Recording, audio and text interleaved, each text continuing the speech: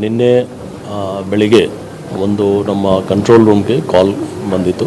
ಆ ಕಾಲಲ್ಲಿ ಒಬ್ಬ ವ್ಯಕ್ತಿ ಇಲ್ಲಿ ನಮ್ಮ ನಿನ್ನೆ ಏನೋ ಬಂದೋಬಸ್ತ್ ನಮ್ಮ ಬಂದೋಬಸ್ತ್ ನಡುವೆದಲ್ಲಿ ಒಂದು ಕಾಲ್ ಬಂತು. ಆ ಕಾಲ್ ಪ್ರಕಾರ ಒಂದು ಬಾಂಬ್ ಇಟ್ಟಿದ್ದೀನಿ ಅಂತ ಅವರು ಮಾಹಿತಿ ಕೊಟ್ಟರು. ಅದಾದಮೇಲೆ ಡೀಟೇಲ್ ಆಗಿ ಅವರು ಅರ್ಧದ್ದು ಕಾಲ್ದು ಎಲ್ಲಿಂದ ಬಂತು, ಯಾರು ಮಾಡಿದರು, ಅದಾದಮೇಲೆ ಒಬ್ಬ ಜನಕ್ಕೆ ನಾವು ಡಿಟೈನ್ ಮಾಡಿದ್ದೀವಿ. ಅವರು ಕೋರಮಂಗಲ ಲಿಮಿಟ್ಸ್ ಅವರು ಪೊಲೀಸ್ ಅವರು ನಿನ್ನೆಯಿಂದ ಇಲ್ಲಿವರೆಗೆ ಕ್ವೆಶ್ಚನ್ ಮಾಡಿದ್ದಾರೆ. ಅವರು ಸದ್ಯಕ್ಕೆ ಅವ್ರಿಗೆ ಡಿಟೈನ್ ಮಾಡಿ ನಾವು ಇನ್ನೂ ಕೂಲಂಕಷವಾಗಿ ಪರಿಶೀಲನೆ ಮಾಡ್ತಾಯಿದ್ದೀವಿ. ಅವ್ರು ಹೇಳಿದ ಪ್ರಕಾರ ಒಂದು ನಾವು ಬಾಂಬ್ ಇಟ್ಟಿದ್ದೀವಿ ಅಂತ. ಆದರೆ ನಮ್ಮದು ಇಲ್ಲಿವರೆಗೆ ವೆರಿಫಿಕೇಷನ್ ಪ್ರಕಾರ ಅವ್ರದ್ದು ಏನೇನು ಈ ಥರ ಅವ್ರಿಗೆ ಹ್ಯಾಬಿಟ್ ಇತ್ತು. ಸುಮಾರು ಟೈಮ್ ಅವರು ಬೇರೆ ಬೇರೆ ಕಡೆ ಕರೆ ಮಾಡಿದ್ದಾರೆ, ಅವ್ರದ್ದು ಮೊಬೈಲ್ ಫೋನಲ್ಲಿ ಗೊತ್ತಾಗ್ತಾ ಇದೆ ಮತ್ತು ಮೆಸೇಜಸಲ್ಲಿ.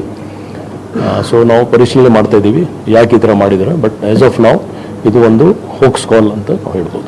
ಪರ್ಟಿಕ್ಯುಲರ್ ಆಗಿ ಯಾವ ಏರಿಯಾದಲ್ಲಿ ಇಟ್ಟಿದ್ದೀನಿ ಬಾಂಬು ಅಥವಾ ಏನು ಐಟಮ್ ಇಟ್ಟಿದ್ದೀನಿ ಅಂತ ಇಲ್ಲ, ಅದು ಯಾವುದು ಇಲ್ಲ, ಬಾಂಬ್ ಇಟ್ಟಿದ್ದೀನಿ ಅಂತ ಹೇಳಿದರು. ಅದಾದಮೇಲೆ ನಾವು ನಿಮ್ಗೆ ಏನು ಮಾಹಿತಿ ಇದೆಯೋ ಎಲ್ಲ, ಯಾಕೆಂದರೆ ಅವರು ಆಮೇಲೆ ಮೊಬೈಲ್ ಸ್ವಿಚ್ ಆಫ್ ಮಾಡಿದರು. ಆದರೆ ಟೆಕ್ನಿಕಲ್ ಆದಾದಮೇಲೆ ನಮ್ಮ ಟೀಮ್ಸ್ ಅವರು ಬೇರೆ ಬೇರೆ ಟೀಮ್ಸ್ ಅವರು ತಕ್ಷಣ ಆ ವ್ಯಕ್ತಿಗೆ ವಿದಿನ್ 1 hour ನಾವು ಅರೆಸ್ಟ್ ಮಾಡಿ ಡಿಟೈನ್ ಅವ್ರದ್ದು ಲೊಕೇಶನ್ ಗೊತ್ತಾಗಿ ಅವ್ರಿಗೆ ನಾವು ಟ್ರೇಸ್ ಮಾಡಿದ್ದೀವಿ. ಟ್ರೇಸ್ ಮಾಡಿದ ಮೇಲೆ ನಮ್ಮ DCP ಸೌತ್ ಈಸ್ಟ್ ಮತ್ತು ಅವ್ರದ್ದು ತಂಡ ಮತ್ತು CCB ಟೀಮ್ ಮತ್ತು ನಮ್ಮದು ಬೇರೆ ಬೇರೆ ಟೀಮ್ಸ್ ಕೂಡ ಅವ್ರದ್ದು ಪರಿಶೀಲನೆ ಮಾಡ್ತಾಯಿದ್ದಾರೆ.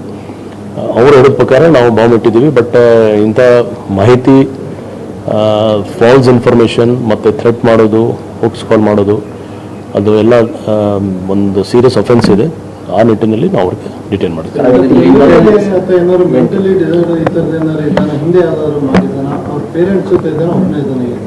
ಇಲ್ಲ, ಅವರು ಕೋರಮಂಗಲ ಲಿಮಿಟ್ಸಲ್ಲಿ ವಾಸ ಮಾಡ್ತಾಯಿರೋ, ಅವ್ರದ್ದು ಫ್ಯಾಮಿಲಿ ಇದೆ, ಅದು ಬೇರೆ ವಿಷಯ ಇದೆ. ಬಟ್ ಮೆಂಟಲ್ ಕಂಡೀಷನ್ ಬಗ್ಗೆ ನಾವು ಡಾಕ್ಟರ್ಸ್ಗೆ ನಾವು ಕೇಳಿದ್ದೀವಿ.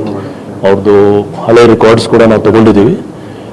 ಕೆಲವು ಟ್ರೀಟ್ಮೆಂಟಲ್ಲಿ ಇತ್ತು ಅಂತ ನಮಗೆ ಮಾಹಿತಿ ಬರ್ತಾ ಇದೆ.